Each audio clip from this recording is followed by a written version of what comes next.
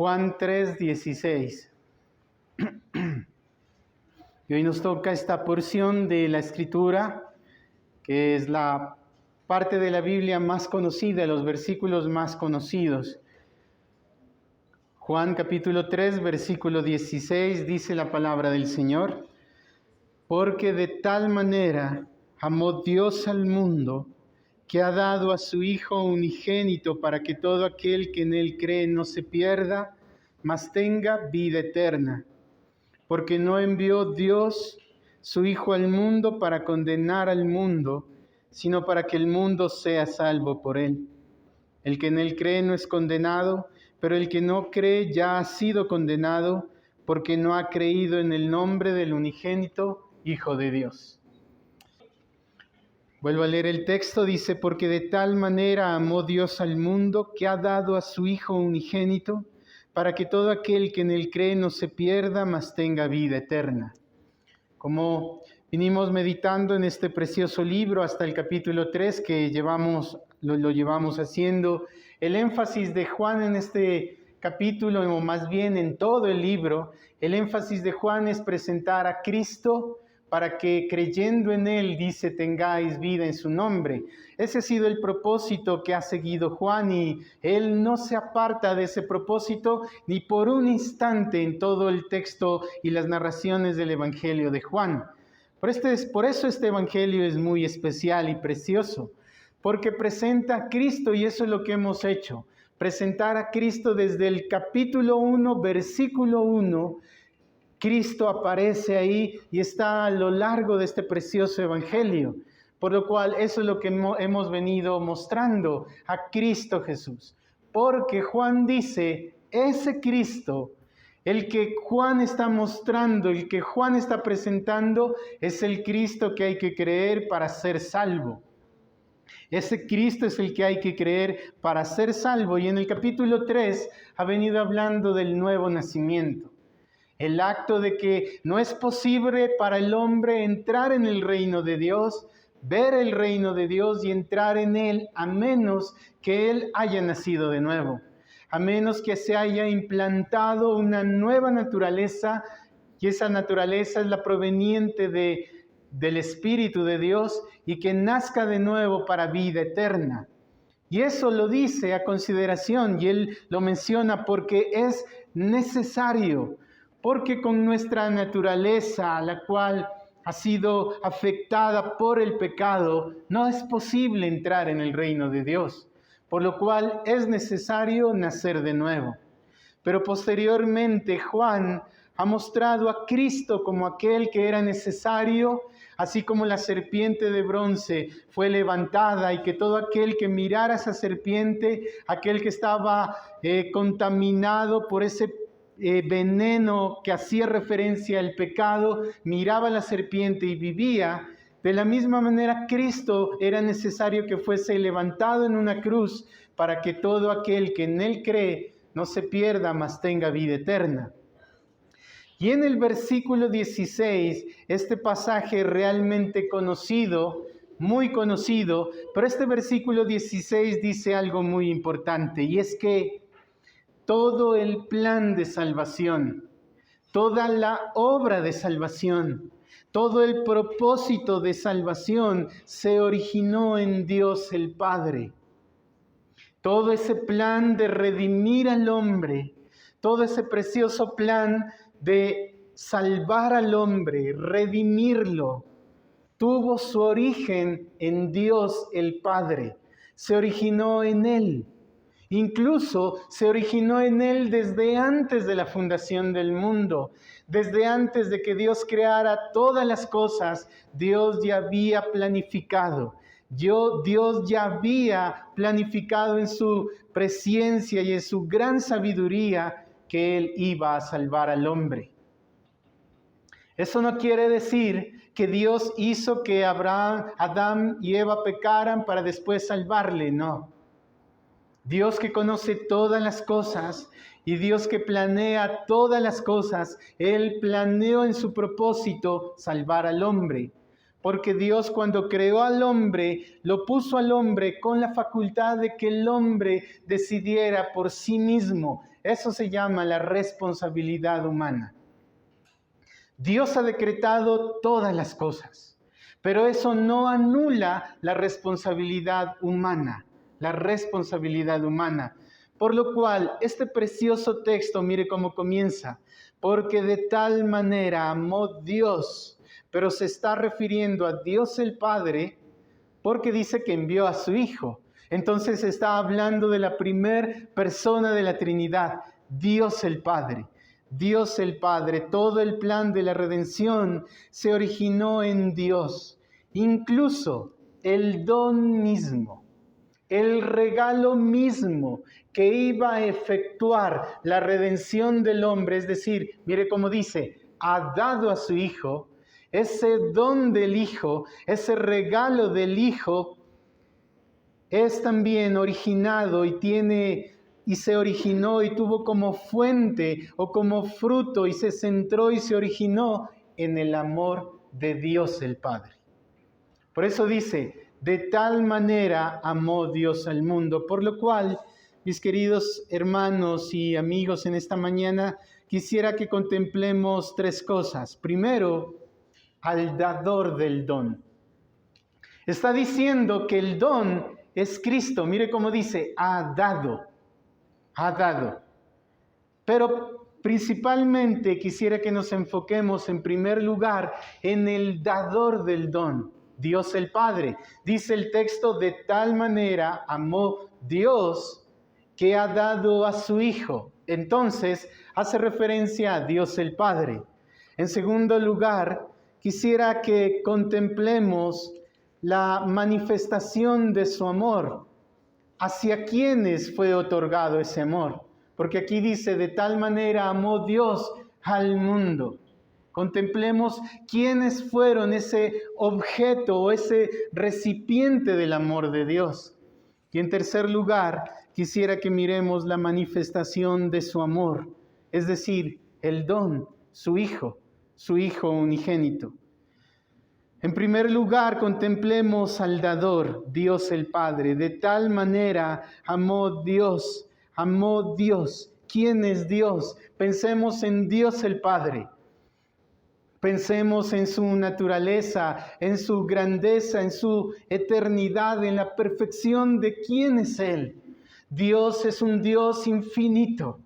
Dios es grande. Dios no es como nosotros. Dios es inmenso. De hecho, hoy, en el inicio del servicio de adoración, citaba un salmo, el Salmo 145, el cual habla de la grandeza del Señor, habla de quién es Él, de su majestad, de su grandeza, de su infinitud y de su poder. Y el salmista comienza diciendo y exclamando, por ejemplo, en el versículo 3 del Salmo 145 es, grande es Jehová y digno de suprema alabanza. Su grandeza es inescrutable. Mire cómo lo llama el Señor. Mire Dios el Padre. Él es grande, Él es inmenso, Él es infinito, Él es perfecto. Y cuando analizamos esas características de Dios, el salmista dice, y esa grandeza de Él, esa perfección de Él es inescrutable. Mire esto. Los salvos, los que hemos creído en Cristo, una de las promesas es que conoceremos a Dios. Pero hay algo, aunque siempre estaremos conociendo a Dios y le conoceremos cada día más, y ese es el propósito, y tendremos una eternidad para conocerle a Dios, sucede algo. Dios es incognoscible. No es posible y no bastará toda la eternidad para llegar a conocerle a Dios, porque Dios es infinitamente grande. Su santidad es inmensa, su perfección, la perfección de Dios es enorme, por lo cual Dios es así. Dios no es como nosotros, Dios es perfecto. Él es, por ejemplo, y el Salmo 145 habla de que Él es infinito. Mire, su grandeza, dice, es inescrutable, Él es infinito. Cuando nosotros pensamos en que Dios es infinito, ni siquiera logramos comprenderlo a plenitud. ¿Por qué? Porque nosotros somos finitos. Porque nuestro entendimiento es limitado. Porque nuestra permanencia en la tierra es limitada. Porque nuestra existencia es limitada. No hemos existido para siempre. Porque nosotros estamos limitados a un lugar. Por ejemplo, estamos aquí y no podemos estar en ningún otro lugar. Pero Dios no es así. Él es infinito. Él no está limitado por nada. Nosotros estamos limitados por el tiempo. Dios no está limitado absolutamente por nada. Dice la Escritura que Dios no es hombre que se fatigue con cansancio, porque Dios es infinito.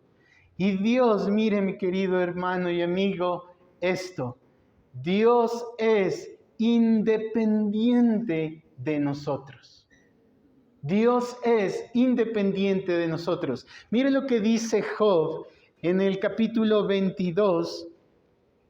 Job en el capítulo 22, hablando de la grandeza de Dios y de esta característica de Dios, que Dios es absolutamente independiente de nosotros. Mire lo que dice Job capítulo 22, versículo 2. ¿Traerá el hombre provecho a Dios? ¿Qué quiere decir con que Dios es independiente de nosotros? Que Dios no nos necesita. Que nosotros, las criaturas de Él, no somos necesarias para Dios. Dios es absolutamente independiente de nosotros. Es decir, Él sería igual de grande, Él sería igual de magnífico, Él sería igual de excelso, Él sería igual de honrado si no hubiera criaturas. Él sería igualmente Dios y perfecto, aun si no hubiera creado nada. Dios no necesita del hombre, no necesita de sus criaturas. Pero ¿cómo? Dios necesita que nosotros le adoremos. No es así. Dios no lo necesita. Mire lo que dice el texto. ¿Traerá el hombre provecho a Dios? Al contrario, para sí mismo es provechoso el hombre sabio. ¿Tiene contentamiento el omnipotente en que tú seas justificado? ¿O provecho de que tú hagas perfectos tus caminos? Mire esto, Dios, Él está diciendo el texto que Dios es absolutamente independiente de nosotros, que Dios no se beneficia en que nosotros hagamos cosas buenas, ni siquiera Dios es afectado en que nosotros hagamos malas cosas, porque Dios es absolutamente independiente de nosotros. Piensen esto, si aún Dios decidiera aniquilar a todos los hombres, borrar a todos los hombres y destruir toda su creación, Dios seguiría siendo igualmente santo e igualmente justo e igualmente bueno. Dios es absolutamente independiente de nosotros. Por lo cual, el salmista David, al ver ese hecho de Dios, al ver esa perfección de Dios, el salmista exclama y dice: Señor, cuando miro las estrellas y miro los cielos, obra de tus manos, digo yo, ¿qué es el hombre, Señor, para que en él pienses? ¿Qué es el hombre, Señor, para que en él pienses, y el Hijo del Hombre para que lo visites? Por lo cual, hay un texto, y el texto que estamos en el Evangelio de Juan está hablando del amor de Dios. Y hay un texto en Primera de Juan, usted lo conoce muy bien, que dice: Dios es amor. Es decir, su naturaleza. Él mismo, en lo que es Dios, Dios es amor. Dios es amor. Pero esa característica de que Dios sea amor ha sido tan mal entendida por los hombres, tan mal comprendida por los hombres, porque los hombres han pensado que el amor de Dios es similar al amor nuestro. Y hemos malentendido el amor de Dios. Hemos pensado que el amor de Dios es una indulgencia de Él, una amabilidad de Él. Por eso los hombres exclaman: pero bueno, Dios es amor. Si Dios es amor, ¿por qué me va a castigar a mí? Si Dios es amor, ¿por qué Dios va a crear un lugar como el infierno? Eso no existe porque Dios es amor. Es porque no comprenden la naturaleza del amor de Dios. La naturaleza del amor de Dios. Pero esta naturaleza del amor de Dios está explicada en las Escrituras, por lo cual es necesario que nosotros conozcamos la palabra de Dios para entendamos quién es Dios. ¿Quién es Dios? El hombre, por no sujetarse a la palabra de Dios, por no sujetarse a la Biblia y a lo que dice la Biblia y pensar y razonar por sus propios medios, pensando y diciendo, bueno, yo pienso que Dios es de esta manera, por esa razón ha errado tanto en su entendimiento de Dios. Por lo cual el libro de Oseas exclama y dice, mi pueblo pereció, mi pueblo fue destruido porque le faltó conocimiento de Dios. Por lo cual, cuando hablamos de que Dios es amor y el texto de que tal manera amó Dios el Padre, pensemos en las características de su amor. ¿Cómo es el amor de Dios? En primer lugar, pensamos y decimos, el amor no es como nuestro amor es. Nuestro amor es selectivo, nuestro amor es limitado, nuestro amor es dependiente, pero el de amor de Dios no es así. En primer lugar, el amor de Dios no es influenciado por nada, o más bien, ese amor de Dios que se manifestó en dar a su Hijo, no es influenciado por nada en sus criaturas. Ya miramos el texto de Job, es decir, que no hay nada en sus criaturas que motiven y haga que Dios dé su amor. Y mire esto, leamos Deuteronomio capítulo 7, versículo 7. Deuteronomio capítulo 7, versículo 7. Entonces, si el amor de Dios no es influenciado por nada, es decir, si el amor de Dios no es porque haya visto algo en nosotros que fue motivado a Dios a dar su amor, mire lo que dice Deuteronomio 7:7.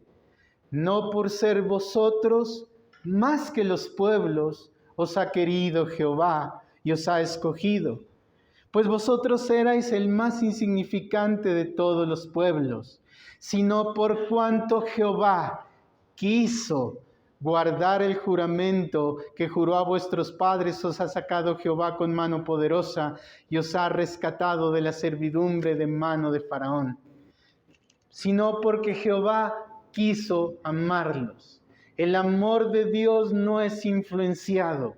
El amor de Dios nace porque Dios quiere hacerlo. Dios ama porque Dios quiso hacerlo. Porque quiso hacerlo, mis queridos hermanos. Si usted se considera amado por Dios, quitémonos de la cabeza el concepto de que, bueno, Dios me amó porque Él vio que yo era muy bueno, que sí, imperfecto, pero Él vio que había en el fondo muchas cosas buenas en mí, por lo cual Dios decidió un día amarme. No, Él lo hizo porque quiso amarlo. Mire, Juan en su primera carta, en primera de Juan, capítulo 4, versículo 19, él dice lo mismo. En su primera carta de Juan, capítulo 4, versículo 19, dice, nosotros le amamos a Él porque Él nos amó primero. Él nos amó primero.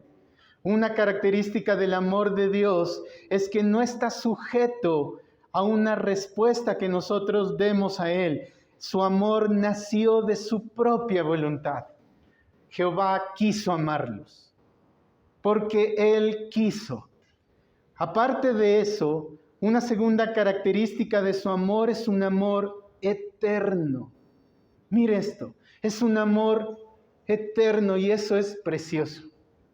No es que Dios no nos haya amado y un día Dios dijo, bueno, estoy viendo cosas buenas en Oscar, por lo cual estoy siendo motivado a amarle. No es así. El amor de Dios es como Él es.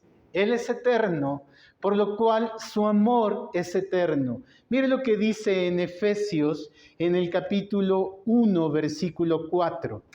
Efesios capítulo 1 habla de que el amor de Dios es una respuesta de su voluntad, pero una respuesta eterna.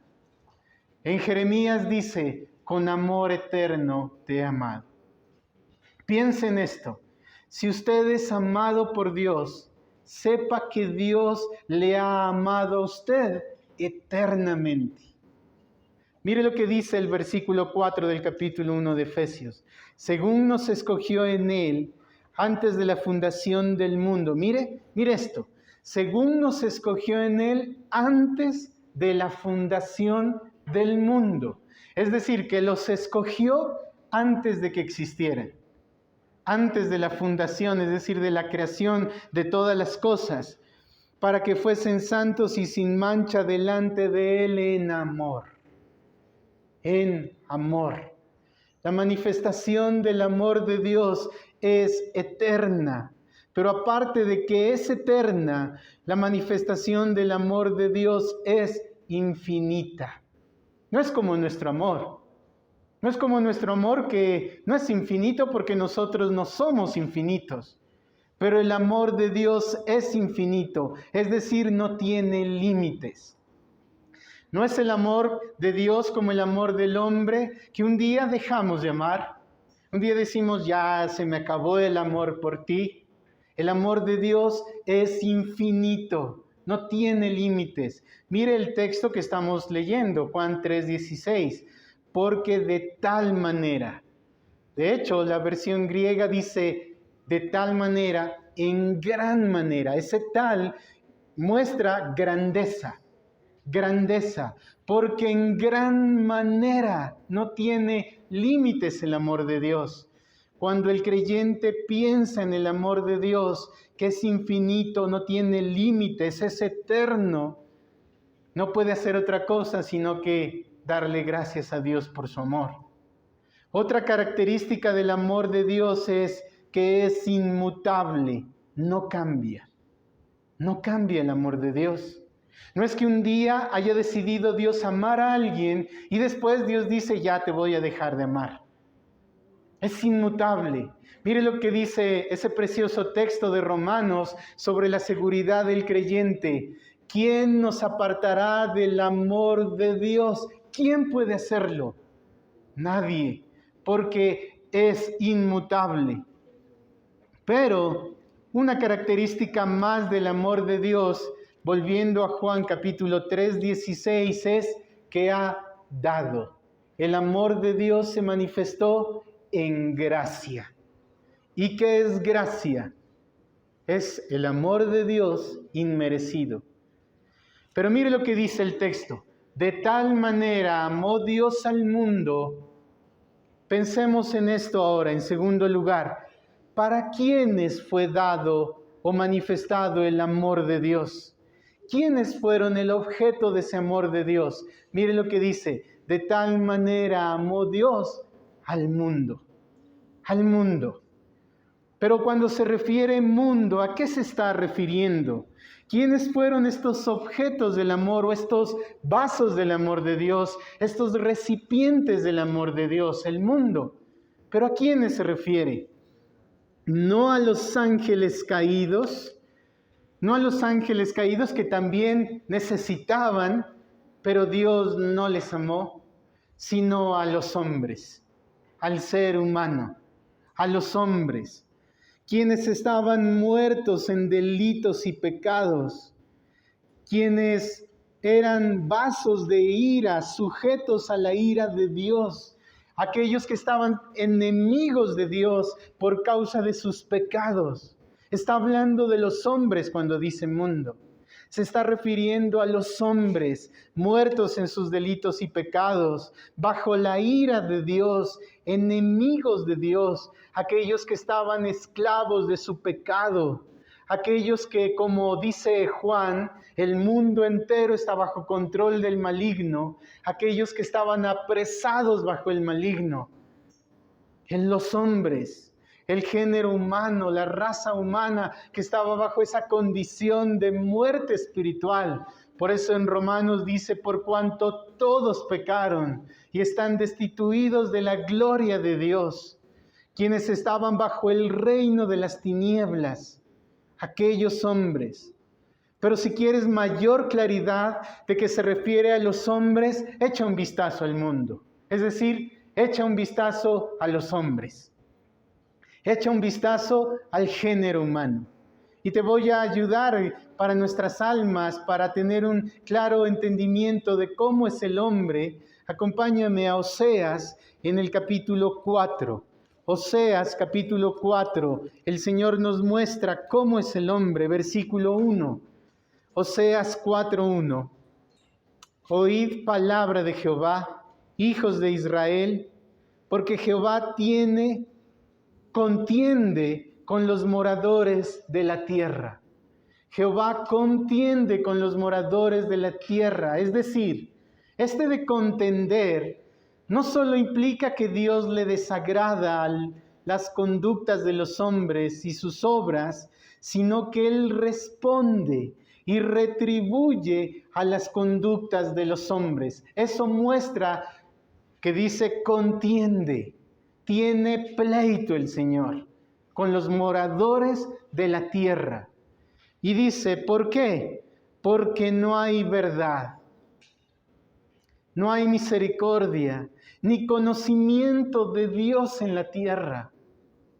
Así está el hombre. Perjurar, mentir, matar, hurtar, adulterar prevalecen y homicidio tras homicidio se sucede. Mira la condición del hombre. Esa es la raza humana. Esa es la raza humana. Pero por si fuera poco esto, acompáñame unos libros más allá. En Miqueas, en el capítulo 7, versículo 2, está hablando de Dios mismo que tiene pleito con los hombres de la tierra, porque faltó, dice en Miqueas capítulo 7, versículo 2, faltó el misericordioso en la tierra. Ninguno hay recto entre los hombres. Todos acechan por sangre, cada cual arma red a su hermano. Para completar la maldad con sus manos, el príncipe demanda y el juez juzga por recompensa. El grande habla el antojo de su alma y lo confirman. El mejor de ellos, mire, el mejor de los hombres, el más moral, el más bueno, dice, el mejor de ellos es como el espino y el más recto como es el zarzal. Mire cómo es la condición del hombre. Pero dice la Escritura que de tal manera amó Dios al mundo, amó Dios a estos hombres, amó Dios a este hombre en esa naturaleza caída que, mire, de tal manera los amó al mundo. A pesar de la condición del hombre, Él decidió amarlos. De tal manera amó Dios al mundo. Pero quisiera que volvamos al capítulo 3 de Juan para entender un poco más de estos hombres, de este mundo que está hablando. Juan capítulo 3, mire lo que dice, por ejemplo, el versículo 17, porque está diciendo, de tal manera amó Dios al mundo, y hemos visto que este mundo son los hombres muertos en sus delitos y pecados, inmerecedores del amor de Dios, pero Dios decidió amarles. Pero mire, el versículo 17 nos da mayor detalle de quiénes son estos hombres. Mire lo que dice, porque no envió Dios su Hijo al mundo, es decir, a los hombres del mundo, para condenar al mundo, sino para que el mundo sea salvo por él. Mire esto. Dios no envió al mundo, amó al mundo y envió a su Hijo para condenar al mundo, sino para que el mundo sea salvo. Pero piense esto, ¿todos los hombres del mundo se salvan? No. ¿Todos los hombres del mundo son librados de la condenación? No. Piensen esto, dice la Escritura que el infierno, el Seol, se llena cada día de hombres. Si eso es así, qué ineficaz el amor de Dios. Hemos hablado de que el amor de Dios es perfecto, es eterno, es inmutable, pero piensen esto. Amó a unos hombres inmerecedores del amor, como lo hemos leído, pero resulta que muchos de ellos se condenan. En ningún lado la Escritura habla de que todos los hombres se salvarán. En ningún lado dice la Escritura. De hecho, hay muchos textos de la Biblia en los cuales describe, por ejemplo, aquel rico que estaba en el infierno y él miraba a Lázaro que estaba en el cielo y él decía, ojalá mojara su dedo en su lengua y calmara un poco la sed y el horror de mi aflicción. Eso implica que no todos los hombres se salvan. Entonces, si Dios amó a todos esos hombres y la mayor parte de todos esos hombres se condenan, como resultado pensaríamos qué ineficaz el amor de Dios. Qué imperfecto. Porque si los amó y dio a su Hijo para que fueran salvos y no son salvos, qué ineficaz el amor de Dios. Pero no es así. El amor de Dios es perfecto. Mire lo que dice, no los envió para que se condenen, sino para que sean salvos.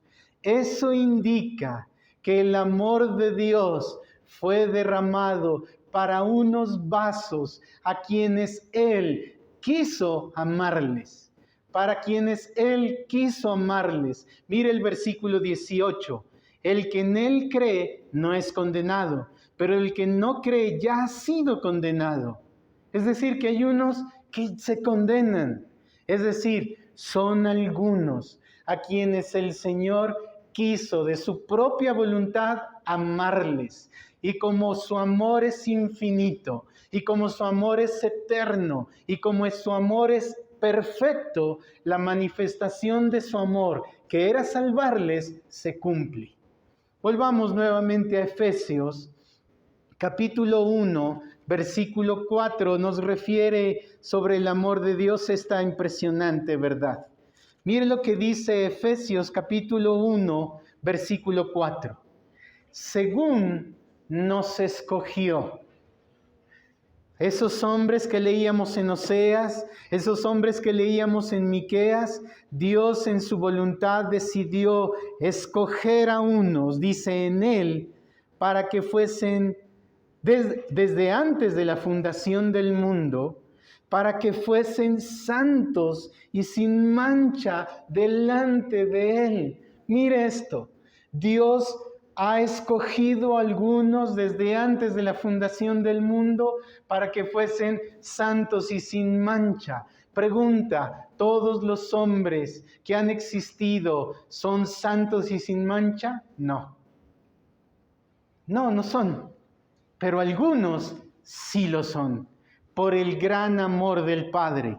Mire lo que dice, delante de Él, dice, según nos escogió en Él, antes de la fundación del mundo, para que fuésemos santos y sin mancha delante de Él en amor, habiéndonos predestinado para ser adoptados hijos suyos por medio de Jesucristo, según el puro afecto de su voluntad, porque Él quiso. Porque Él quiso.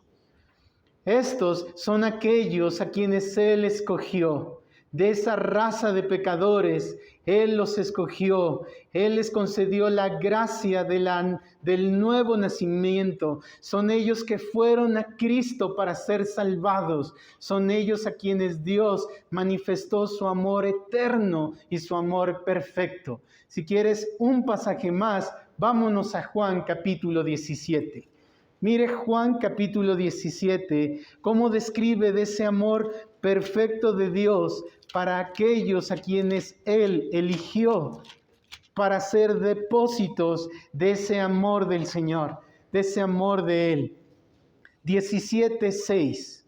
Nuestro Señor Jesucristo está hablando y nuestro Señor Jesucristo dice, he manifestado tu nombre, está orando al Padre, he manifestado tu nombre a los hombres que del mundo me diste. A los hombres que del mundo me diste, tuyos eran, porque los conocía desde antes de la fundación del mundo. Tuyos eran y me los diste, y mire, han guardado tu palabra. Pregunta, ¿todos los hombres del mundo guardan la palabra de Dios? No. Solo aquellos a quienes Dios eran de Él, porque le conocían, y Dios decidió dárselos a Cristo, dice, y guardaron tu palabra, y guardaron tu palabra. Versículo 12 del mismo capítulo. Cuando yo estaba con ellos en el mundo, hablando de estos que el Señor le dio, yo los guardaba en tu nombre. Mira esto, a los que me diste yo los guardé, y ninguno de ellos se perdió. Ninguno se perdió. Pero alguien puede decir, pero algunos se pierden. Y el Señor, mire lo que dice, sino el hijo de perdición. De los que me diste, ninguno se perdió, solo uno, pero ese era hijo de perdición. Ese no fue depósito del amor de Dios eterno, inmutable, infinito de Dios. Otro versículo más aquí en el capítulo 17 donde estamos, versículo 24. Padre, aquellos que me has dado, quiero que donde yo estoy, también ellos estén conmigo, para que vean mi gloria que me has dado, porque me has amado desde antes de la fundación del mundo. Aquellos, mire, que me has dado, quiero que estén donde yo estoy. Cristo subió a los cielos y está sentado a la diestra de Dios Padre. Dice en Efesios que el creyente está sentado en los lugares celestiales juntamente con Cristo, juntamente con Él. No nos sorprenda que Dios haya escogido a algunos para salvación, sino debe sorprendernos que Él, pudiendo enviar con todo su derecho, haciendo justicia, pudiendo enviar a todos los hombres al infierno, no lo hizo. Debe sorprendernos que Él decidió amar. Eso debe sorprendernos. Pero en tercer lugar, quisiera que miremos, porque dice, de tal manera amó Dios al mundo que ha dado a su Hijo. Contemplemos el don en este momento. La manifestación de su amor. ¿Quién es? Cristo Jesús. No fue una criatura, tampoco el primer creado, porque ahí dice el unigénito Hijo, sino el Dios eterno, la segunda persona de la Trinidad, aquel que es perfecto, infinito, aquel que es todopoderoso, aquel que es grande y eterno. Él fue el don que Dios dio. Cristo mismo, siendo en forma de Dios, Él fue dado a los hombres. Cristo mismo. Y mire la razón, para que todo aquel que en Él cree no se pierda. Para que todo aquel, Dios fue dado con el propósito de salvar al hombre, y la razón es que sea salvo el hombre de esa condición de ser enemigo de Dios. Mire, aún 10,000 millones de ángeles hubieran sido dados a nosotros para nuestra salvación, no hubieran servido. Si aún se tomara toda la sangre de todos los corderos que han existido, de todas las ovejas que han existido, y fuesen todas ellas dadas en sacrificio, esa sangre no hubiera servido. Solo la sangre del unigénito Hijo de Dios fue eficaz para redimirnos. Fue eficaz. Mire, en otras palabras, la manifestación más alta del amor de Dios, y Cristo lo dijo, nadie tiene mayor amor que este, que ponga la vida por sus amigos, haciendo referencia a Él. La mayor manifestación de Dios el Padre fue dar su Hijo para que su Hijo ame a aquellos a quienes Él iba a redimir. Dios dio a su Hijo para que su Hijo amara a aquellos a quienes Él iba a redimir. Mire Efesios, acompáñenme nuevamente a Efesios capítulo 3. Mire qué precioso Dios el Padre. Dios el Padre amó a esta raza de hombres pecadores, pero los amó dando a su Hijo para que su Hijo los amara. En otras palabras, Él dijo, voy a enviar a mi Hijo para que mi Hijo los ame. Y los amó hasta el fin, dando su vida.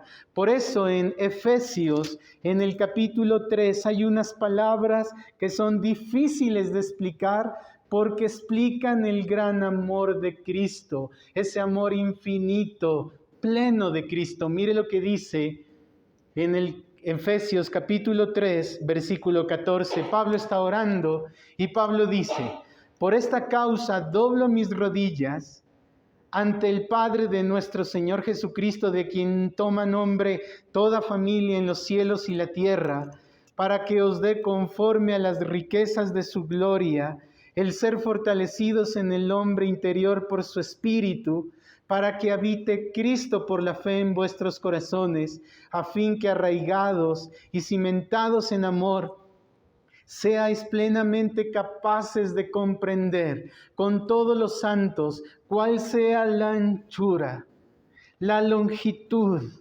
la profundidad y la altura, y de conocer el amor de Cristo, que excede a todo conocimiento. Mire ese gran amor de Cristo. Es tan amplio, es tan ancho, es tan amplio, es tan profundo, es tan alto el amor de Cristo.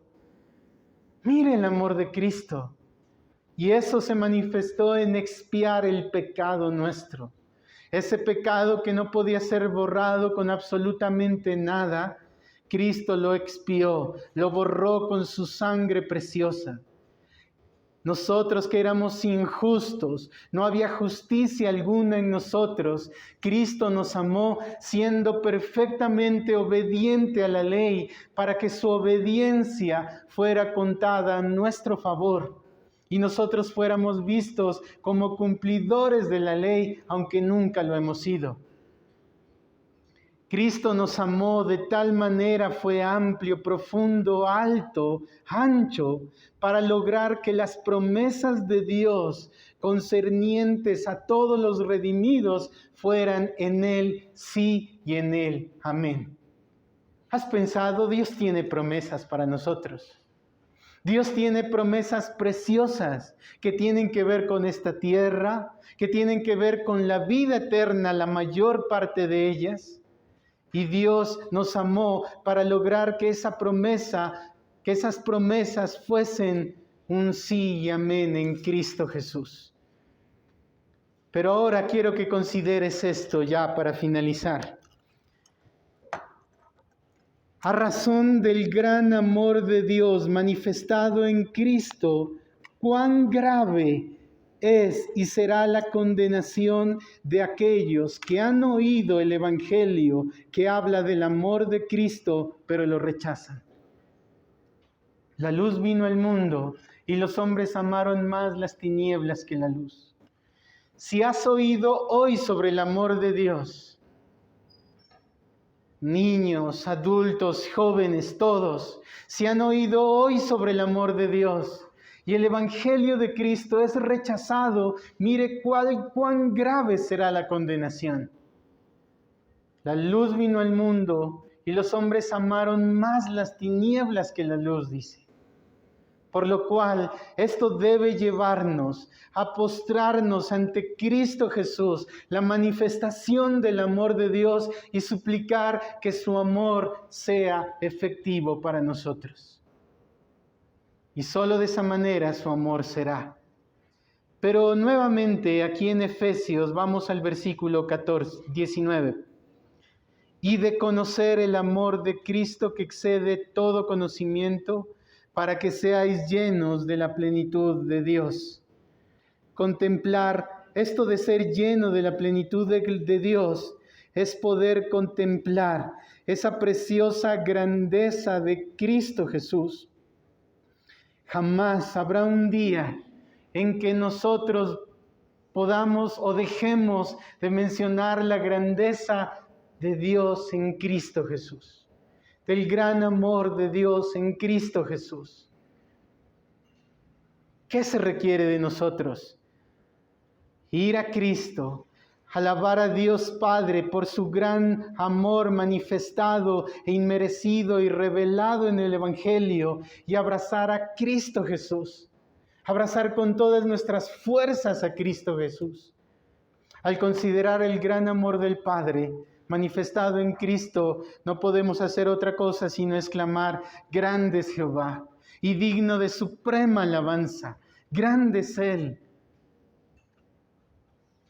Todos los padecimientos que hemos vivido a causa de nuestros pecados, todas las aflicciones que tú has vivido y vives a causa de tus pecados y los míos, ha sido por causa una y otra vez de ignorar el gran amor de Dios manifestado en Cristo Jesús. Por eso abracemos a Cristo Jesús. Y por último quisiera citar un texto más. Romanos capítulo 8. Es que mira, hay tantas cosas por decir del gran amor de Dios, pero piensa en esto. Vamos, capítulo 8, versículo 28. Comenzamos diciendo que el amor de Dios no es dependiente de nosotros. Él nos amó porque quiso amarnos. Mira lo que dice Romanos 8, 28. Y sabemos que los que aman a Dios porque Él les amó primero. Todas las cosas les ayudan a bien. Esto a los que conforme a su propósito fueron llamados, porque a los que antes Dios conoció, a los que antes Él los conoció y les amó eternamente, también los predestinó para que fuesen hechos conforme a la imagen de su Hijo, para que Él sea el primogénito entre muchos hermanos. Y a los que predestinó, a estos también llamó. Y a los que llamó, a estos también justificó. Y a los que justificó, a estos también glorificó. Y el versículo 35 dice: ¿quién nos separará del amor de Cristo? ¿Tribulación? ¿Angustia? Si tú ya eres redimido, ¿quién te va a apartar del amor de Cristo? ¿Hambre o desnudez o peligro o espada? No hay nada que pueda apartarte a ti, si ya has creído en Cristo, del amor de Él. No hay nada. Por lo cual, el amor de Cristo nos constriñe, nos obliga a que si Él murió por amor a nosotros, también nosotros debemos vivir para Él. Vivir para Él, para Cristo Jesús, al que nos amó con gran amor eterno. Con gran amor eterno. Si te ha costado, y con esto finalizo, ver un poco esa grande verdad de que Dios decidió amar a unos, y a esos a quienes amó, efectivamente les salvó, mira esta cadena de la salvación. Nunca se rompe. Es decir, Dios llamó a unos, Dios los justificó, pero esos por alguna razón se perdieron y ya no son glorificados. No es así.